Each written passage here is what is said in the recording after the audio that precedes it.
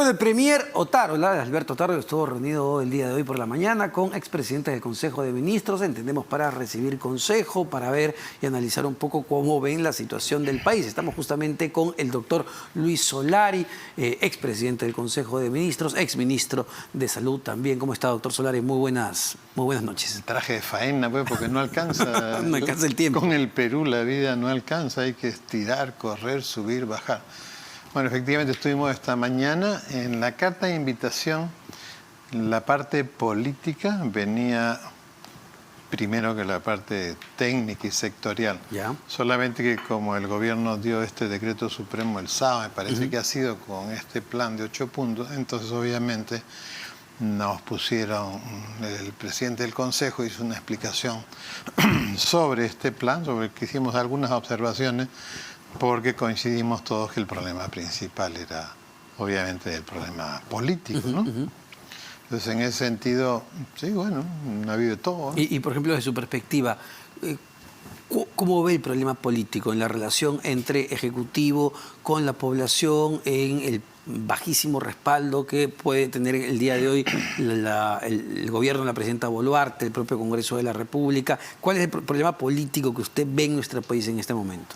Bueno, el problema político central, obviamente, es la relación que existe entre gobernantes y gobernados, pero es que eso tiene su origen. El origen principal ha sido la inexperiencia para manejar una situación tan compleja como esta. Pero obviamente hoy día hemos tenido alguna explicación.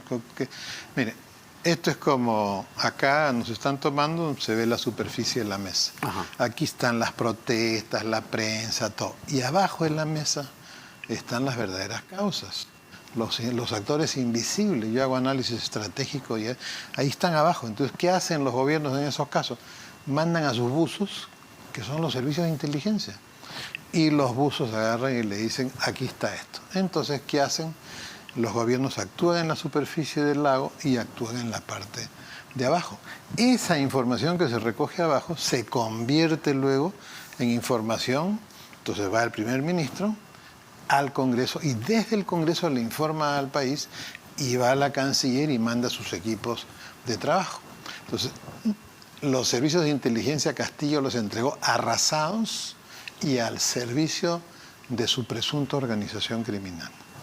1. Y 2, por esas razones circunstanciales, la Cancillería ha sido, y se lo dijimos varios, ha sido débil para enfrentar esto. No puede ser que Petro salga y vapulee al Perú y al gobierno el sábado y que nosotros no hayamos tenido ninguna respuesta. No, la Canciller ya le contestó, lo puso en su sitio.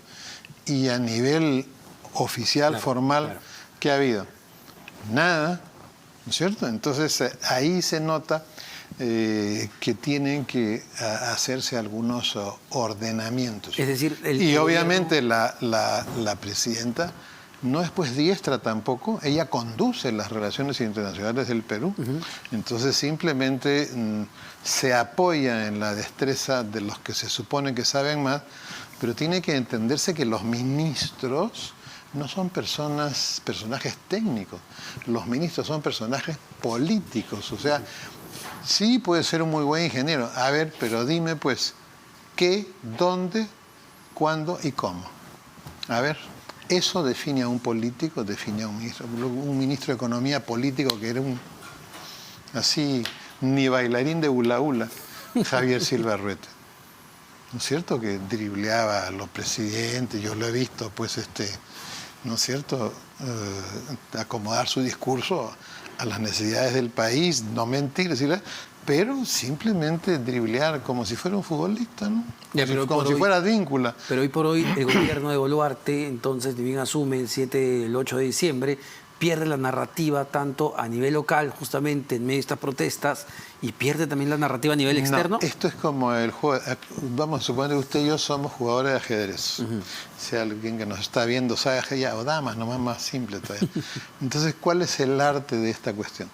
Yo tengo que atraparlo a usted mentalmente, o usted me tiene que atrapar a mí mentalmente, para que usted pueda predecir mi juego. Entonces el gobierno quedó atrapado en el juego policial militar, en vez del juego de establecer la verdad con sus servicios de inteligencia e inmediatamente resolver de abajo para arriba. ¿No es cierto? Porque usted ve el agua ahí y esa agua está sostenida por la de abajo. Igual es la realidad. Lo que nosotros no vemos, ¿no es cierto? Los movimientos que no ven, por ejemplo, oye, hay una moción de vacancia para la presidenta. Oye, qué casualidad, ¿no? 5 días antes salen Shimabukuro, salen estos, los pasajes, claro. O sea, como quien dice, este es el país de las vivanderas.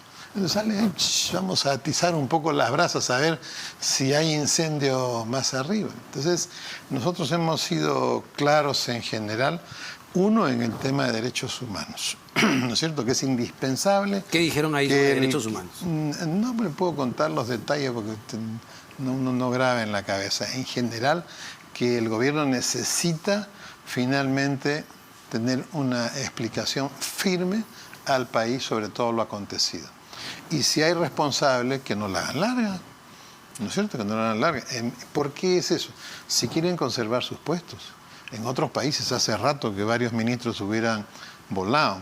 Acá no. Acá no, porque la sociedad civil no es fuerte en el Perú. Acá en América Latina los gobiernos deciden y manejan, el Estado maneja la cuestión pública, pero el Estado también maneja los países. En Europa, Canadá, Estados Unidos no es así. La sociedad civil maneja el país y el Estado maneja la cuestión pública y punto. Y están contrapesados. Acá no hay ese control. Entonces, ¿y ese punto? En derechos humanos, el gobierno tiene que establecer con la fiscal, obviamente es la fiscalía, ¿no? Pero quien ayuda y coopera es como, por ejemplo, no, las elecciones, ese tema está en manos del Congreso. ¿Cómo que en manos del Congreso? Yo he dicho eso. ¿No ha trascendido que habría el gobierno nombrado prefectos y subprefectos de Alianza para el Progreso? Que ustedes no pueden hacer acuerdos para que esos 2 votos que eliminaron las elecciones en diciembre del 23 de la señora Camón y el señor Salguana fueran en sentido favorable. No podían levantar el teléfono. Tienen que ir a ver la película Lincoln, pues, para que vean cómo consiguió los votos para eliminar la esclavitud. Es decir, porque hay varios temas que ha tocado. Es decir, el tema del adelanto de elecciones se planteó nuevamente sobre la mesa. Funciona así como, no, está muy bien, como malabarista chino con 10 platos, ¿no? Porque está muy bien. Pero el tema de chino con un plato no sirve para nada en la política. Pero por eso, el tema del adelanto de elecciones sí fue un consejo que volvieron a plantear, digamos, desde su punto de vista. ¿Una solución política? Lo que pasa es que cuando hay una quiebra de la relación entre gobernados y gobernantes, uno de los caminos de solución es cambiar a los actores. Usted está en una situación, una negociación, y pasa algo, pues se quiebra esa comunión entre los que están negociando. A mí me han tocado las grandes huelgas cuando era primer ministro y hay una comunión, pues uno no termina peleado con el que negocia, terminan amigos, porque se trata de llegar a acuerdos de mutua satisfacción. Eso lo hace perdurable en el tiempo. Entonces, obviamente, de hecho, hay que hacer, y yo también he mencionado, vamos a suponer, ok, vamos al adelanto de elecciones, no sabemos cuándo, pero yo estoy absolutamente seguro que va a haber adelanto de elecciones. Apenas terminen las lluvias, termine esta paz ficticia, esta cosa va a recomenzar. ¿Pero cree que hay voluntad en el Congreso? No pareciera, ¿no? Bueno, las voluntades también necesitan vivanderas, pues también se atizan, ¿no? ¿Y qué va a pasar? Hay un momento en el que, después de que haya el adelanto, que probablemente ya casi seguro que va a ser para el 2024, va a haber necesidad de resetear el gobierno. Yo sí lo he dicho, o sea, así como uno resetea la computadora, que la deja en blanco y vuelve a cargar, resetear el gobierno significa que se queda la presidenta hasta que entregue el mando, y los nuevos tienen que ordenar lo que falta ordenar. Y ahí viene pues su agenda, estas cuestiones del plan de desarrollo. El problema, todos hemos coincidido, no es sectorial. El problema es político, y mientras no se maneje políticamente, estamos perdidos. Y se lo dijo el doctor Cateriano, muy bien, somos compañeros de colegio, y con mucha claridad. El problema es el frente externo, que hasta ahora vemos que está mal manejado, porque si no, Petro en Colombia no habría hecho lo que hizo el sábado. y en el frente interno, donde no es que uno tire el proyecto de ley y allá que el Congreso haga pues lo que quiera. No, no, no. Se habla, se conversa, se negocia y se obtienen los votos. Por supuesto, nadie va a traicionar a la patria en ese camino. Y hoy por hoy, cuando habla, por ejemplo, de la necesidad de un recambio, de resetear el gobierno, ¿habría que esperar todavía hasta una eventual aprobación de este proyecto? ¿O No, ya no, hoy no. por hoy la presencia de Alberto No, Tarola no. es sostenible? No. Podría esperarse hasta que termine esta paz ficticia, o podría tomarse antes. Lo que pasa es que hay una especie de contrapeso, ¿no?